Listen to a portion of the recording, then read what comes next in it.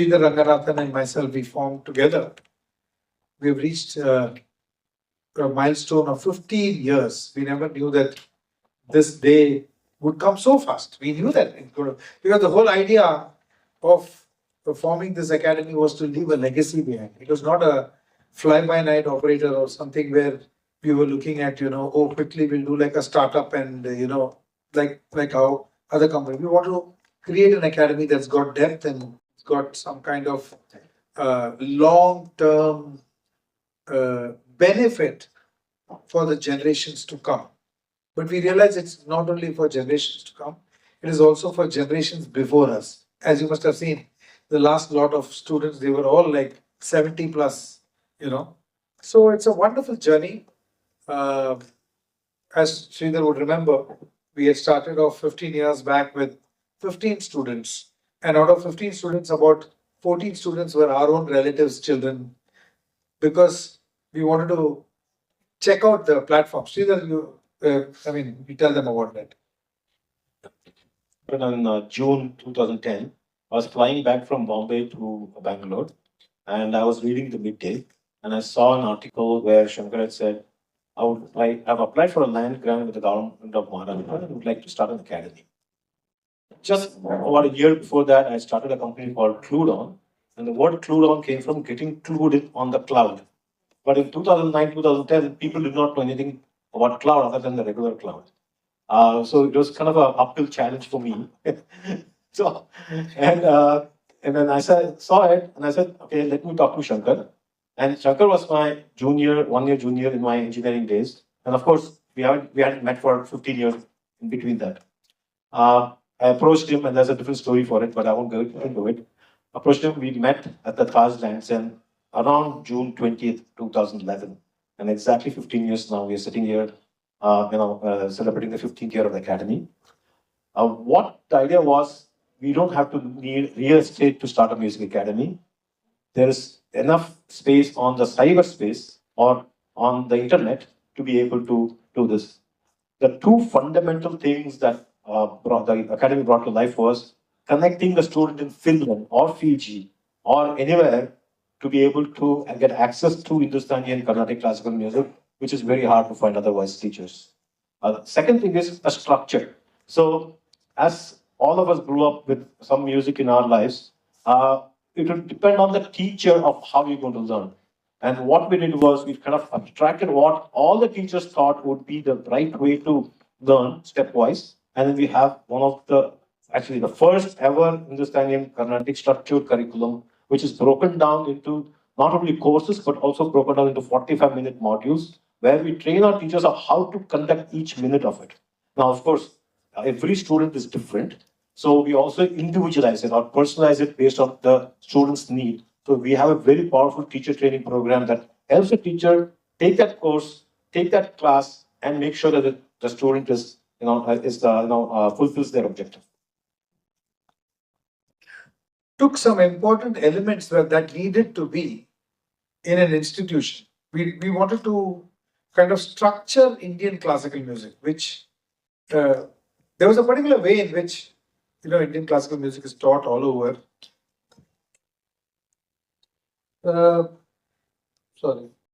Or the teacher, he or she decides today what I will teach. It's up to the teacher's what he feels or she feels that today, okay, let's do Rag Yaman. Oh, aaj aisa lag raha hai ki let's do Rag Madhyamavati. So it did not have a kind of path, which is also great because our music is so great. What I thought, and Sridhar agrees, is we needed to structure the way in which you teach this ocean of music. So we broke it down into modules, and we did not have a benchmark looking at some other academy and saying that, oh, we will set up a syllabus just like that academy, because there was no academy of this type. So we had to start from scratch, and through trial and error, we arrived at modules which is almost like a video game module. 12 weeks You pass, then you go to the next level. 12 weeks you pass, go to the next level. 12 weeks, and each module, is a small bit. I won't get into the details. So using the internet as a fantastic tool, when e-education was not that big or people did not have faith in e-education, we started it. And people questioned us, people asked, oh, music online, will it be possible? You see, it is possible. And if you come, I would request all of you to come for the performance, which is there tomorrow for Sangam, to see what actually these kids, there are hundreds of kids who have learned online. I'm saying 100 in one particular genre, one particular batch. They've learned in multiple, one from US, from maybe Canada, Singapore, various parts of India. And they've learned the same thing in multiple places, and they've come here together, got together, and they're all singing in unison. So that is hats off to our teachers, where there's so much effort put into the to the training of these students so that this performance happens, and of course their knowledge also increases. So it's been a fantastic journey, all in all. And but Sridhar and me, we feel that we've still not even scratched the surface. We've got a long, long, long, long way to go. Right now, our academy online is in more than 92 countries. 94 countries. It's in 94 countries, but we are not satisfied. We need to grow bigger. Honestly speaking, the awareness about the Shankar Mahadevan Academy is much, much lesser than the amount of work we do. Normally what happens is, people do so much work and they blow it out of proportion and say, hey, we have done this, we have done that, all that. We have done so much work, not only as teaching, but we've got initiatives through music, which addresses so many social issues. You want to talk about that? For profit, which is very clearly getting our music worldwide, getting our access to good teachers and good content for people who don't have it. Um, One side note there is, as the internet bandwidth gets better and better and better, our roads are getting clogged and clogged and clogged. So actually, a lot of people who actually live close by in Bangalore are learning online. So that has happened slowly now. Um, the second part of the Shankar Mahadevan Academy, shankarmahadevanacademy.org. It's a non-profit trust where it started with a simple thing saying that we have a lovely curriculum now. We have beautiful set of teachers, well-trained teachers. Why should music stay only for people who have money?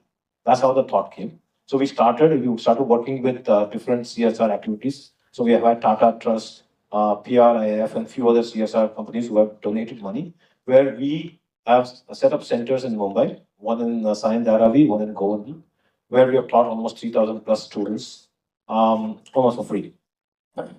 Part of the second initiative there is Joyful Choir.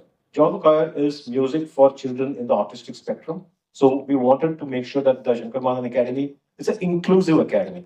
And what has happened is, over the years, we've seen number of students in the spectrum, or what do you call neurologically challenged students come to the academy in greater numbers. And what we feel is the joy that we give them and their family is just amazing. It's not the line between giving and taking blurs completely. Then we have SMA Nirvana. SMA Nirvana is a program where this happened during COVID. We realized that we have 100 plus teachers, and they are all. So we're good. Thanks. Any questions? Rehearsals, and I handed over about 300 certificates. I had to hand it over one by one. After that, then we have the session with you, and tomorrow is Sangam, where all the children from our various heads, meaning if it is Inspire India, the children from the underprivileged schools will perform, the Carnatic students will perform, Hindustani students will perform, Voice Gym, we have a course, they will perform. So multiple students of multiple age groups and genres will present whatever they have learned, and they're still learning. And we celebrate with joy. I know that. I know what Shankar will answer. I'll take the part I think I can answer. So I'm not a musician, okay, and after talking to Shankar with all the enthusiasm of starting the academy, I don't know what to do. Okay, so that's the first challenge. And from that day, it's been a challenge every day. Then I found out that most musicians are not teachers. We had to figure out how to teach, to a teacher in a training program. Then came the challenge of teaching children. Now there, you need a teacher not only who knows music, but also can manage the children in the classroom. That we kind of work in that. Then we said, okay, how do we make sure that our curriculum is delivered in the right way by all the teachers? Then we created something called a teaching, where minute by minute plan is given to the teachers to do. Then we came to a challenge of how do you get the students to perform? Now you're learning online, right? And tomorrow is Sangam. All the 300 students have prepared online. They come here for 1 day of rehearsal. And what we realized is that 1 day of rehearsal is enough for the years now, right? Because they are dedicated. So we have seen all these challenges come because we were the first ones to see it. But we also have seen how the solutions have come to us very easily. So then came the challenge of teaching special children. Now, we had to almost rethink it. Then that's where the parents of the special children helped us of how to deliver to their children. So, Shankar Mahadevan from Shankar Mahadevan Academy. Because teachers, students, parents, everybody who want to get associated with the Shankar Mahadevan Academy, we have to be very clear about their agenda. Whether they want to teach or they want to meet Shankar Mahadevan. So that was a difficult thing to segregate first. So if a person overcomes the hurdle of wanting to meet Shankar Mahadevan and wants to only teach, which means that teacher